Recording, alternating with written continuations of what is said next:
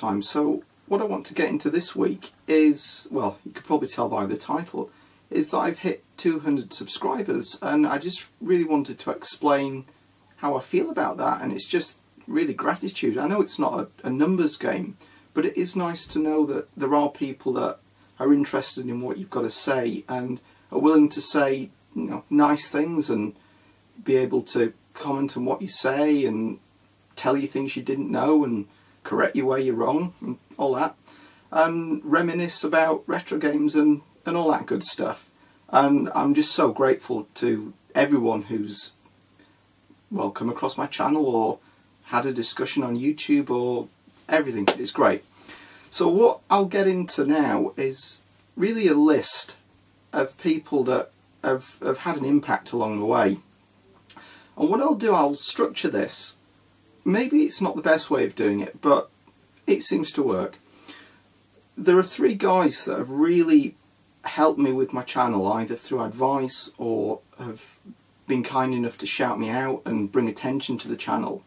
And these 3 guys are Mark Verheer, Lawn Boys Post 1975, Dave, and Steve Benway. And all you guys have been so gracious to find my little channel on the corner of the interwebs on YouTube and have just found it interesting and shared your subscriber base with me. And what can I say, it's just gratitude. It's been a really nice experience. It's been about 6 months now, and I think I hit 100 subscribers probably about 2-3 months ago. And a comment that Lawn Boys Post 1975 told me, well, something he PM'd me with, and he says the first 100 subscribers will be the hardest that you ever get.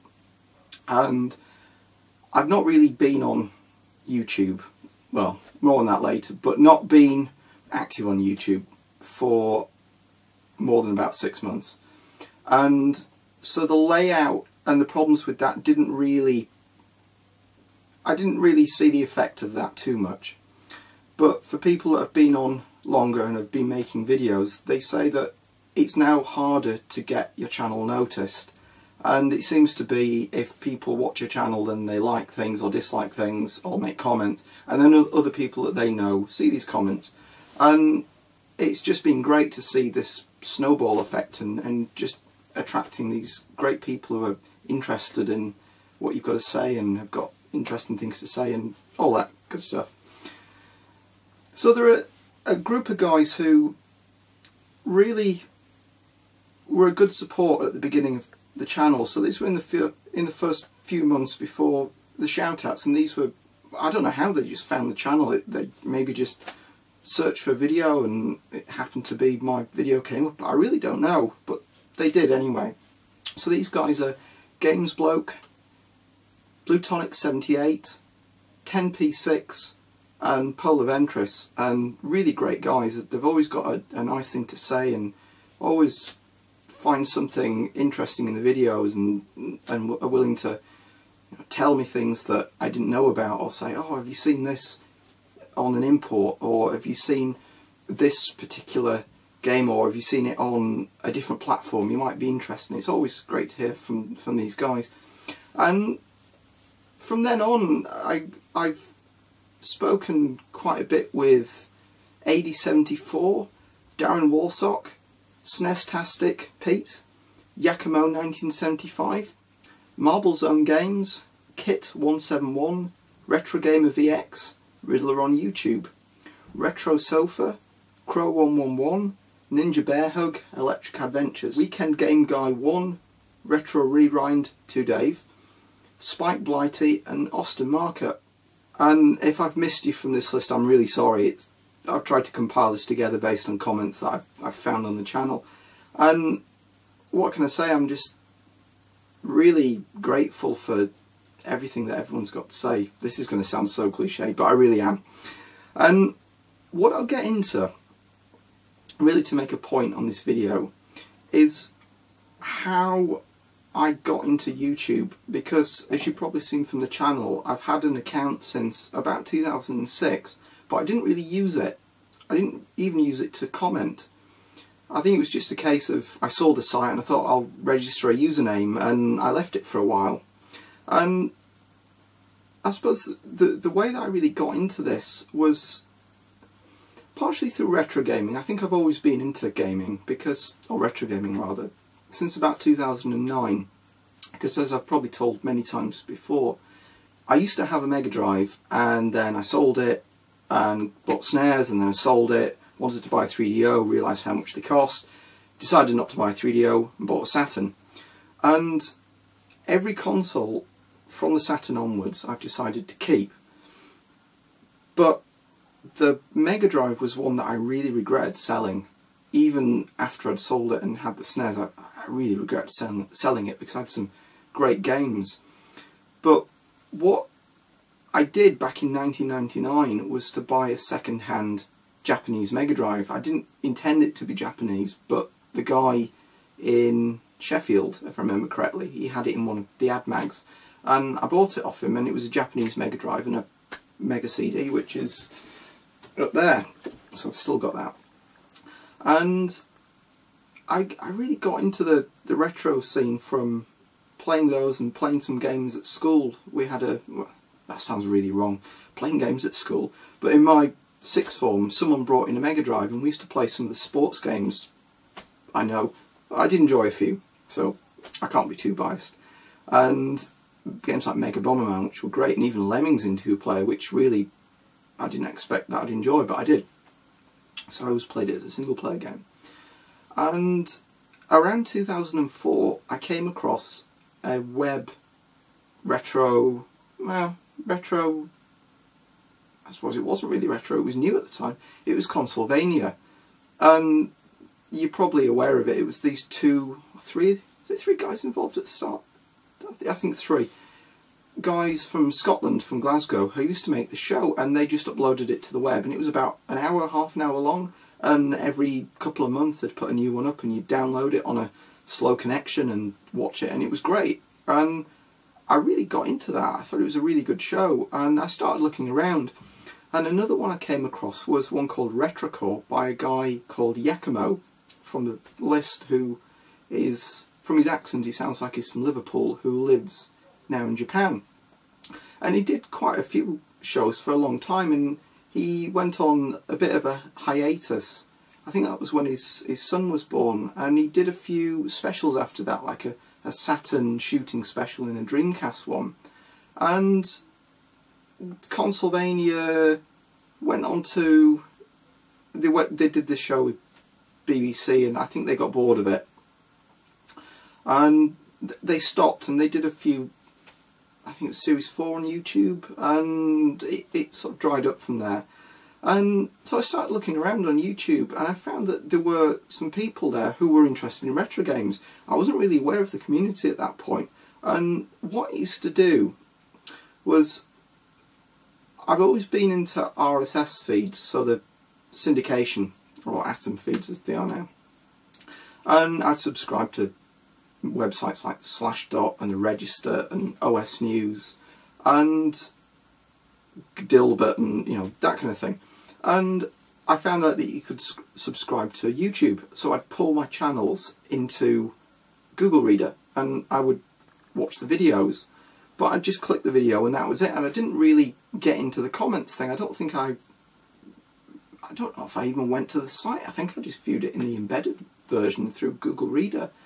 And so I'd watch some channels on there, and some that I came across really just randomly, or from seeing the odd video that I'd searched for, were Austin Market, Happy Console Gamer, Steve Benway and Lawn Boys Post 1975. And it was mainly through Steve Benway's videos, because a lot of them were gameplay based. I suppose Happy Console Gamers is someone talking in front of a camera, but Steve Benway would talk about things that interested me, and I thought this guy's, you know, very articulate and seems a friendly, but as you say, Steve, grumpy guy. But the thing he talked about was community, and this was something that didn't really register to that point, because even on Slashdot, you kind of read the comments, but I never really felt inclined to actually comment myself.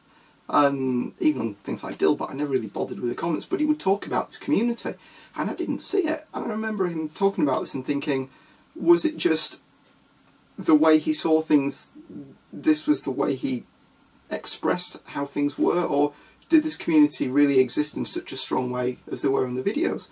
So I started to look around on some of the other channels, like Mark the Hears, and I suppose, did I see Long Boy's post before, Steve? One, I think it might have been after, through a recommendation. And I became aware of this community, and I really had a look at it, and it wasn't a case of, you know, looking beneath the surface. It was there, glaring me in the face. So I thought, well, what I'll do, I'll have a look at some of these channels and comment. And I thought, well, these guys are being kind enough and enthusiastic enough to make these videos. I really should give something back.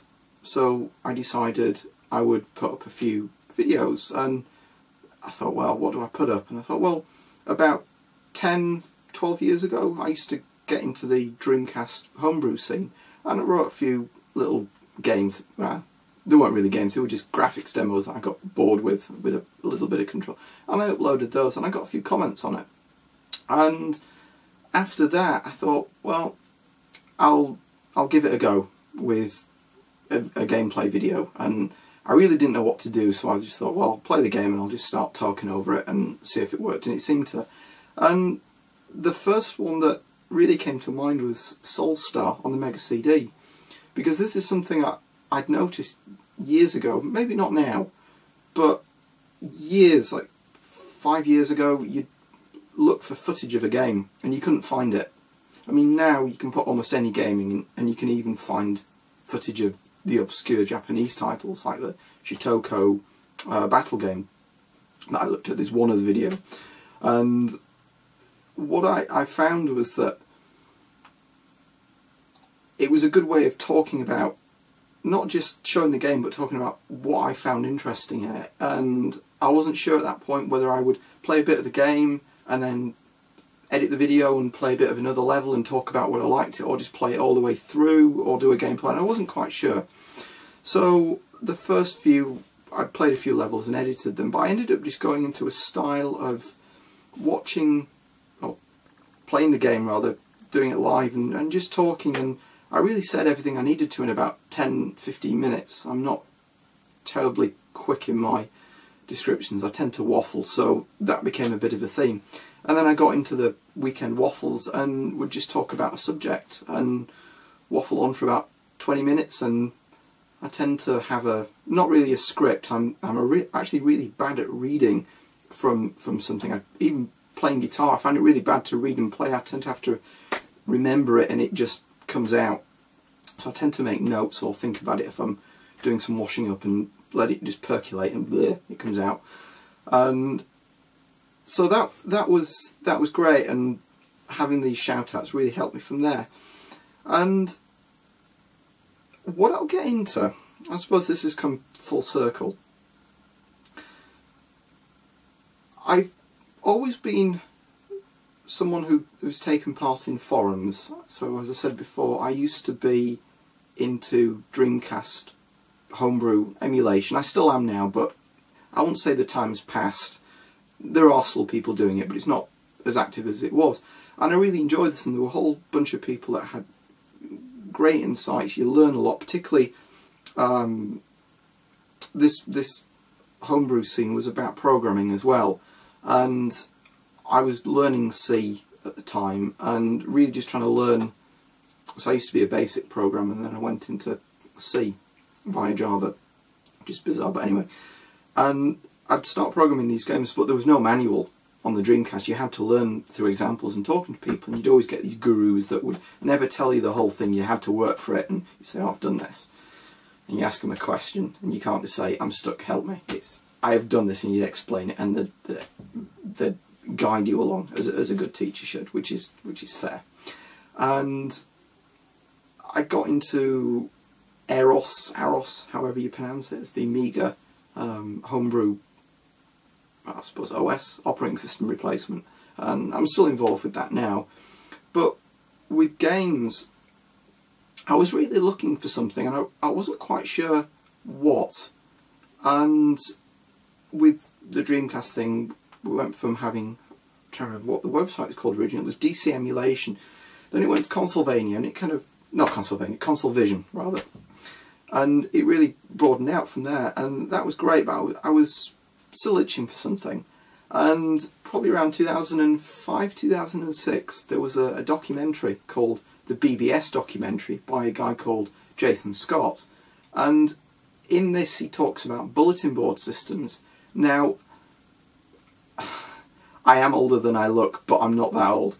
Bulletin board systems were developed in the late 70s and became popular in the 80s, and really died off when the web became popular mid to late 90s. And they were really popular in the US because of having free local dialing, but in the UK dial-up was expensive. Even the turn of the century it was still expensive. It's only really later on that it became cheaper with broadband. So BBS's bulletin board systems never really took off in the UK, and it was something that I was aware of peripherally, and I would see in, naughty me, in cracked rows on copied Commodore 64 and BBC games, shock horror, that you'd see, and you get these compilation discs and games, and these would be passed around in the schoolyard. But when they would load, particularly like an Amiga game, you get like an introduction screen. So it'd say this game has been cracked by whoever, and you'd get like a loading screen. It looked like you get the coloured bars like on a tape, like a C64 or a Spectrum, and you'd see these numbers. And I didn't quite get what they were, and I thought, are people phoning them and talking to someone? I thought, that's weird, but where did these come from? And I later found out, having watched the documentary, that these were bulletin board numbers. So you had a modem, and you would dial a bulletin board. And coming back to the YouTube thing, the really cool thing, having watched this documentary, something just clicked in my head. I thought, this is brilliant. That you, instead of dialing onto the internet, you dial onto a bulletin board, and someone would host almost like a message board on their own personal computer at home. So you'd be dialing into someone's house, and I think the difference there is you are managing your own little, not a site, but your own area, and you'd have your own community, and people would make comments, very similar to YouTube. And I remember watching this, and I'm thinking, I felt like I could almost relate to this. I'd never used them, but I felt like I had 20 years before, or in the late 80s, and I'd forgotten. And so I was watching this, and I thought, there's something here, there's something missing. And I tried setting up a BBS. I was going to run it from home, but I never got round to it. I thought you could do a telnet one, or you could dial in, and the software was really nice to use, but I thought no one's going to use it. And I came across the videos by Steve Benway and others, and I thought, well, you've got this community thing, and I thought, well, you've got a channel, and it's not like a forum or a website, but you've got this little self-contained thing where you can make your mark, you can personalise it, or, well, less so now with the YouTube changes, but you can still build your own community. And I thought that was a really good thing, and I thought, I had this itching, and I thought, I want to give this a try. And seeing the bulletin boards thing, I thought, I'll do this, and I just got into it that way. And I don't know if anyone else has had the similar experience, or whether someone's run a bulletin board in the past and found the YouTube experience similar, or whether someone was quite odd like me and was pining for an experience that they'd never had and had only experienced from a documentary about people almost on the other side of the world. Strange, I know, but if you've got any similar experiences, then that would be really nice to hear back about. Or whether there are any BBSs on retro games. I suspect there must be, because there are people who have a Commodore 64 and wire it up to the internet and do similar things. So I think I'll leave it there. I had another topic that I was going to talk about, but I'm sure I've gone over 15-20 minutes by now. So I think I'll leave it there. And really, just to go back and just say, you know, to all my 200 subscribers, and for people who've commented on the video, or perhaps even maybe there are silent people like I was that would subscribe to subscribe to a channel via an RSS reader like Google Reader, and maybe don't even have a YouTube account and watch the videos and get some enjoyment out of them, and that's great. And it's really nice to know that what you've got to say, or games that you're showing and rambling about, have made an impact on people, and so much that they feel they want to give something back, and that's great. And again, to all the channels that I subscribe, I really enjoy people taking the time to do that, and doing these videos yourself just makes you realise how much time it does take for people to put these things together. And so really grateful for everyone who's commented and everything, waffling. I'll leave it there. So thanks for watching.